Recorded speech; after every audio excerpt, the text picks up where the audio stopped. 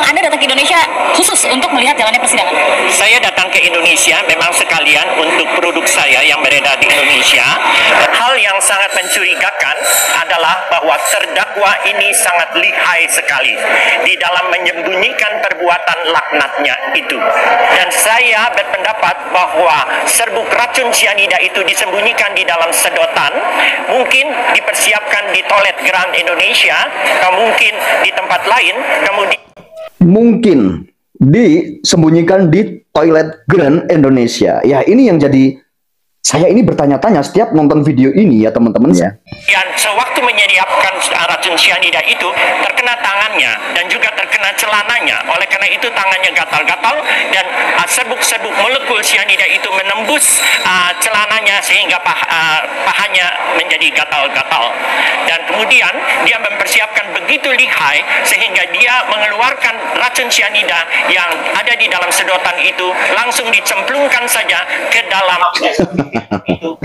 Hebat ya teman-teman ya, tahu langsung dicemplungkan ya teman-teman ya, langsung memasukkan. Ketemu lagi dengan channel saya, dan buat teman-teman dimanapun kalian berada, yang berada di Nusantara ini dari Sabang sampai Merauke, yang berada di luar negeri, dimanapun kalian berada, mudah-mudahan kalian semua selalu sehat dan selalu dalam lindungan Tuhan Yang Maha Esa ya. Dan pada kesempatan kali ini tentunya kita akan membahas lagi, yaitu tentang berita atau tentang sebuah cerita kasus Jessica Kumala Wongso ini, dan kenapa tidak ada lelah-lelahnya kita membahas atau kita membicarakan tentang berita Jessica Kumala Wongso ini ya teman-teman ya. Sebenarnya kalau mau kita bahas sebenarnya itu banyak sekali bahasan-bahasan atau cerita tentang Jessica Kumala Wongso. Setiap saya menonton video di YouTube yang tentang Jessica Kumala Wongso ini banyak sekali sebenarnya ya, topik atau bahan pembuatan video ini sangat banyak sekali untuk pembahasan ya teman-teman ya. Akan tetapi saya selalu akan mengambil sebuah video-video yang kira-kira ini janggal. Nah, kebetulan di sini ada seorang pakar farmasi kimia ya, Dr. Theo ya namanya ya. Ini saya belum pernah membahas hal ini ya. Dr. Theo ini mengambil sebuah kesimpulan-kesimpulan, bahkan dia itu mengetahui Jessica menaruh cyanida, menyembunyikan cyanida. Ini tahu semuanya ya teman-teman ya. Mungkin buat teman-teman nanti silahkan sisipkan komentarnya di video saya ini, bagaimana sih pandangan teman-teman semua tentang seorang dokter ini ya, yang seorang pakar farmasi ini ya, mengenai tentang pandangannya dan kesimpulannya, bahkan tuduhan-tuduhan buat Jessica Kumala Wongso. Apakah ini layak dituduhkan, dan apakah ini layak seorang pakar, dan ini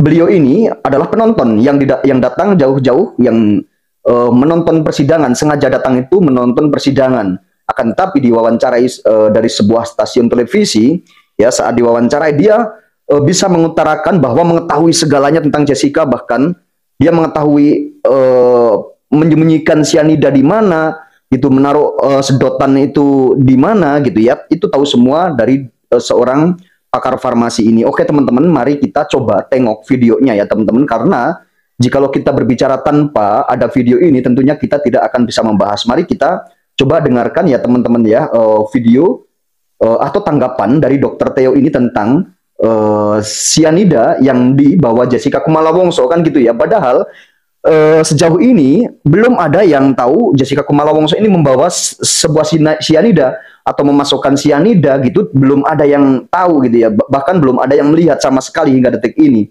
Jadi Jessica Kumala Wongso juga divonis juga kan karena keyakinan hakim, karena memang hakim itu yakin, akan tetapi tidak melihat gitu ya, tidak ada bukti yang bisa memperlihatkan bahwa Jessica memasukkan atau Jessica membawa cyanida, dimasukkan di mana, disimpan di mana, itu belum ada yang bisa melihat hingga detik ini atau membuktikan hingga detik ini ya teman-teman. Akan tetapi seorang pakar ini bisa memaparkan semua, bahkan dia mengetahui gitu. Apakah layak seorang pakar ini berbicara seperti ini? Silahkan teman-teman komentar di video saya ini ya, komentar saja ya. Nanti besok saya akan bacakan komentar-komentar kalian ini, saya akan buatkan video ya teman-teman ya. Oke teman-teman, mari kita tonton ya apa pendapat dari Dr. Theo ini ya. Ada seorang pakar farmasi dan juga yang berasal tinggal di Australia yang saat ini memang sengaja datang ke Indonesia untuk melihat jalannya persidangan ini. Selamat siang, Pak Theo. Selamat siang. Ini tinggal di Australia, akan tetapi beliau ini sengaja datang ke Indonesia untuk menonton jalannya persidangan, kan seperti itu ya teman-teman ya. Ya, mungkin bisa dijelaskan ini latar belakang Anda sebagai seorang pakar kimia atau pakar farmasi. Ya. Saya seorang ahli farmasi dan kimia dengan mencapai gelar doktor S3 dari Universitas Marburg di Jerman. Ya. Baik, pada saat ini Anda mengamati jalannya persidangan datang ke Indonesia. Ini memang Anda datang ke Indonesia khusus untuk melihat jalannya persidangan? Saya datang ke Indonesia memang sekalian untuk produk saya yang beredar di Indonesia, dan juga hari ini saya mengambil kesempatan untuk menghadiri sidang ini karena saya mengikuti peristiwa racun cyanida ini sejak awal. Jadi saya selalu melihat kompas.com di Sydney dan mempelajari dengan seksama. Baik, terkait dengan hal-hal yang sudah Anda dapatkan begitu ya, informasi-informasi yang telah Anda rangkum, apa yang menurut Anda hal-hal yang cukup mencurigakan? Hal yang sangat mencurigakan adalah bahwa terdakwa ini sangat lihai sekali di dalam menyembunyikan perbuatan laknatnya itu. Kalau menurut Nah, ini sampai bilang dalam menyembunyikan perbuatan laknatnya itu, gitu ya. Jadi seakan-akan orang ini atau Dokter Theo ini sudah tahu ya, bahkan perbuatan Jessica ini benar-benar terlihat gitu ya. Jadi dia itu menyimpulkan ya, dia punya pendapat yang sangat luar biasa sekali kalau menurut saya. teori saya dan saya mengetahui tentang daya larut dari cyanida di dalam air serta pelepasan dari cyanida di dalam air, maka saya mengambil satu teori bahwa racun cyanida yang berupa serbuk itu disembunyikan di dalam sedotan yang akan dipergunakan oleh Mirna. Baik, jadi ini kenapa disembunyikannya di sedotan? Disembunyikannya di sedotan karena kalau dilihat daripada terdakwa menyembunyikan perbuatannya di belakang paper bag, maka akan terlalu lama apabila racun cyanida itu dibubuhi seperti kita memberikan gula ke dalam kopi. Jadi harus diaduk dulu. Jadi sudah dipersiapkan begitu seksama.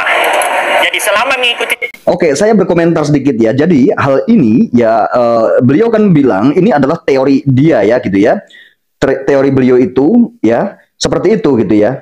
Jadi kalau menurut saya ini hanya teori ya kan. Tapi untuk sejauh ini sudah berapa tahun juga. Ini kan waktu dulu, waktu zaman tahun 2016 ya, waktu saat persidangan berarti kan ya teman-teman ya.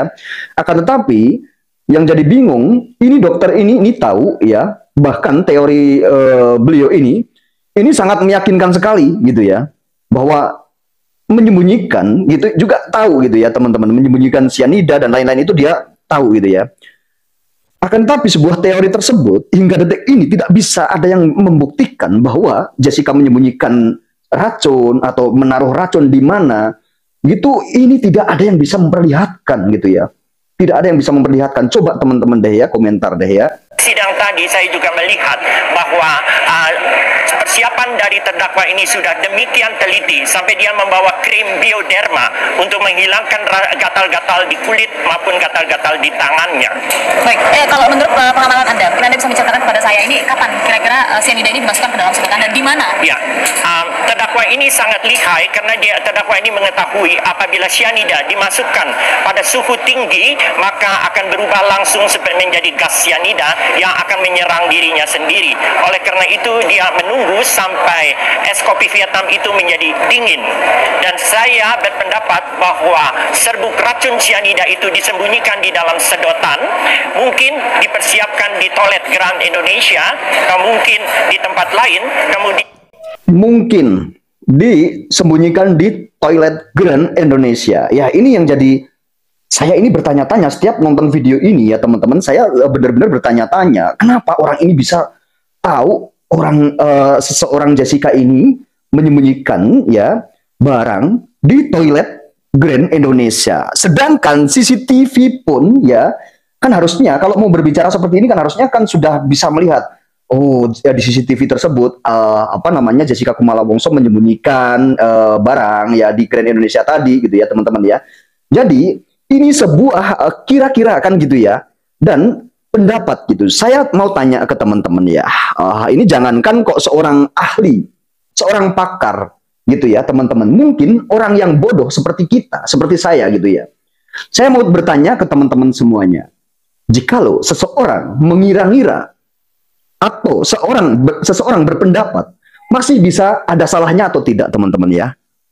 Kalau seseorang mengira-ngira tidak ada salahnya, saya juga mau tanya, misalkan saya tanya ini, misalkan orang ini benar gitu ya, saya mau tanya, besok keluar nomor berapa, misalkan gitu ya, ini pasti juga ada salahnya, pasti ada melesetnya gitu ya teman-teman. Ini cuma kira-kira, akan tetapi bisa saja gitu ya, ngomongnya itu bisa sangat meyakinkan gitu ya. Ini bisa saja jadi menggiring, hal-hal seperti itu bisa jadi menggiring kan gitu dulu ya teman-teman ya, menggiring sebuah opini. Kalau orang yang tidak tahu, yang ibaratnya menelan kata-kata seorang dokter ini atau pakar farmasi ini, kalau yang mencerna pernyataan-pernyataan beliau ini dengan mentah ya, itu percaya saja teman-teman. Akan tetapi kalau netizen mungkin cerdas ya, semuanya cerdas, nggak akan bisa percaya begitu saja gitu ya teman-teman ya. Yang sewaktu menyiapkan racun cyanida itu terkena tangannya dan juga terkena celananya. Oleh karena itu tangannya gatal-gatal dan serbuk-serbuk molekul cyanida itu menembus celananya sehingga pahanya menjadi gatal-gatal. Dan kemudian dia mempersiapkan begitu lihai sehingga dia mengeluarkan racun cyanida yang ada di dalam sedotan itu langsung dicemplungkan saja ke dalam. Hebat ya teman-teman ya, tahu langsung dicemplungkan ya teman-teman ya, langsung memasukkan racun tersebut gitu ya, racun cyanida gitu ya. Ini benar-benar hebat sekali ya pernyataan beliau ini ya, ini sangat hebat sekali ya. Sedangkan yang di persidangan pun ya, ahli-ahli yang didatangkan oleh kuasa hukum Jessica, ahli yang didatangkan oleh jaksa penuntut umum, itu pun tidak pernah ada satupun yang bisa membuktikan, memperlihatkan Jessica mencemplungkan, gitu, tidak ada gitu ya. Ini seseorang yang penonton yang datang jauh-jauh cuma nonton dari Australia, ini bisa ngambil kesimpulan bahkan berpendapat seperti ini. Ini luar biasa sekali teman-teman ya. Coba deh jika lo teman-teman mungkin menilai apa pembicaraan Bapak tersebut, coba pendapat kalian itu bagaimana coba? Ada dihalangi oleh paper bag. Baik, kalau kita lihat kan di situ kan sudah mulai seolah begitu ya, benang-benangnya sudah terlihat di mana mencoba untuk memasukkan cyanida-nya itu di toilet begitu di Grand Indonesia, walaupun saya tidak rasa, tahu begitu. ya, saya rasa Mas ya. juga tidak bersalah begitu ya, keluarkan teorinya. Dan kemudian juga dimasukkan di kopi. Apakah itu yang menyebabkan akhirnya dosis yang di Mirna ini berbeda dengan dosis? Betul. Kalau kita mengetahui akan kelarutan dari serbuk-serbuk di dalam air, maka akan nyata bahwa ketika sedotan yang mengandung serbuk cyanida itu dicemplungkan ke dalam es kopi Vietnam itu, maka yang akan keluar pertama-tama adalah yang di bagian bawah dari sedotan itu larut ke dalam kopi Vietnam yang sudah dingin itu. Yang bagian atasnya itu kemungkinan besar masih ada serbuk atau terjadi larutan yang sangat pekat. Ketika Mirna menyedotnya, maka Mirna menyedot larutan cyanida yang sangat pekat. Baik, ketika itu terserap begitu ya, sebenarnya untuk sisop dari cyanida ini apakah sesuai dengan yang sudah dijelaskan oleh saksi ahli pada Betul, hari ini? betul, tidak ada kesalahannya. Dan saya bisa membandingkan bahwa yang ada di larutan es kopi Vietnam yang dicoba oleh Hani, konsentrasinya tidak sepekat yang diminum oleh Mirna. Dan lagi pula berdasarkan apa yang saya ketahui, yang dicoba oleh Hani itu hanyalah satu tetes atau beberapa tetes, tidak disedot dengan sedotan. Jadi kunci dari ini adalah di dalam sedotan itu, karena apabila mencemplungkan sedotan yang mengandung cyanida itu ke dalam es kopi Vietnam itu, terdakwa. Kunci dari hal ini adalah sedotan tersebut. Akan tetapi sedotan tersebut hingga vonis pun ini tidak ditemukan sedotannya ya teman-teman ya. Jadi pernyataan Bapak ini sebenarnya dia itu pengen menggiring juga sebenarnya gitu ya teman-teman. Akan tetapi hingga detik ini dan saat ini terbongkarlah semuanya. Coba bayangkan, ini saja yang tidak melihat CCTV ya, seorang pakar farmasi ini tidak melihat CCTV ya, dan dia tidak menganalisa sebuah CCTV, dia bisa tahu segalanya. Yang menganalisa CCTV juga tidak pernah melihat Jessica memasukkan atau mencemplungkan racun, itu tidak ada gitu ya. Bahkan yang diduga dari dulu juga Jessica memasukkan racun gitu ya. Paper bag digeser-geser itu karena Jessica memasukkan racun. Hingga detik ini nggak ada yang bisa membuktikan bahwa Jessica itu benar-benar memasukkan racun gitu ya, membuka barang terus memasukkan racun. Ini tidak ada, teman-teman. Nah, yang tragisnya lagi, teman-teman, sekarang terbongkarnya apa, teman-teman? Ada dugaan CCTV di rekayasa ini dibongkar ya, teman-teman ya, dibongkar oleh Bang Rismon Sianipar. Bagaimana jika dulu saja orang-orang seperti ini bisa berkomentar, bahkan bisa berpendapat dengan leluasa seperti itu ya, teman-teman ya. Bagaimana? Coba bayangkan. Sekarang apa coba? Sudah 8 tahun lamanya namanya kebobrokan, kebohongan ya, atau sebuah rekayasa gitu ya. Itu pasti akan terbongkar. 8 tahun lamanya itu pun masih bisa terbongkar, teman-teman. 8 tahun itu bukan waktu yang singkat ya. Masih bisa terbongkar. Ada dugaan sebuah rekayasa ya, teman-teman ya. Hanya membutuhkan waktu kurang dari 1 detik atau 1 detik saja dan tidak terlihat oleh CCTV. Baik, pada saat seperti itu ternyata memang hal-hal itu telah Anda ungkapkan. Tapi untuk secepat apa sih cyanida ini akhirnya terurai ketika ini terserap? Karena kan tadi dibilang 0,2 mg ini bisa begitu untuk membunuh seseorang. Tapi sebenarnya apakah dosis seperti itu memang bisa membunuh seseorang dan proses yang tadi sudah dijelaskan? Ya, dosis seperti 0,2 itu pasti akan membunuh orang, bahkan yang lebih kecil dari itu bisa. Karena terjadi peruraian langsung di dalam tubuh manusia dan menghentikan penyerapan oksigen di dalam tubuh kita yang sangat kita butuhkan. Oksigen itu dibutuhkan oleh otak, oksigen itu dibutuhkan oleh seluruh tubuh, dan itulah kekejaman dari racun cyanida ini. Baik, terkait dengan simulasi, benar tidak sih kalau dokter ini pernah melakukan simulasi? Ya, saya pernah pergi ke Cafe Olivier dengan teman saya, dan saya mencoba memasukkan gula pasir ke dalam sedotan. Memasukkan gula pasir ke dalam sedotan, dan terlihat bahwa ketika teman saya menyedot es kopi Vietnam dari sedotan itu, rasanya sangat manis. Tapi kalau menghirup es kopi Vietnam itu dari larutan di gelas, tidak semanis seperti dari dalam sedotan. Baik, jadi itulah mungkin yang ini cuma pikiran teori dari saya. Baik, terima kasih sekali Pak Tiado.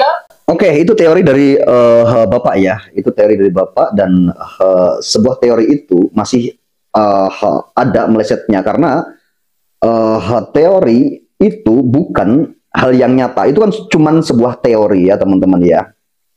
Gitu ya. Oke, teman-teman ya. Jadi seperti ini pendapat dari Dokter Theo, seorang ahli farmasi itu ya, teman-teman ya. Dan terima kasih banyak teman-teman yang sudah menonton video ini. Silahkan kalian berkomentar di video saya ini tentang seorang yang berpendapat seperti apa yang tadi kita lihat ya, teman-teman. Karena ini perlu dikomentari juga ya, agar berita Jessica Kumala Wongso ini masih tetap terus berjalan ya, teman-teman. Oke, mari kita sama-sama berjuang untuk keadilan seseorang agar nanti mendapatkan sebuah keadilan. Sampai ketemu di video saya selanjutnya.